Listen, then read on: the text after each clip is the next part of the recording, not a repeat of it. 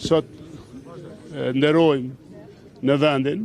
edhe pranë trupave, dashurve tonë, të atyre që u fliun për liri, pra në vendin e masakrës së Reçakut, masakrë që e kthej vëmendjen e NATO-s të Amerikës për krimet serbe në Kosovë. Jemi mirënjohës ushtrisë shqiptare të Kosovës, gjithë brezave që kanë luftu për liri, përkulemi me respekt për jetë para të rënëve për liri këtu në Reçak, ashtu si përkulemi në Prekaz e kudo ku kanë ra dashurit tonë për lirinë e Kosovës dhe përjetësisht mirënjohës NATO-s dhe Amerikës për ndihmën. Ta gëzojmë lirinë, vërtet është se nuk është vendosë drejtësia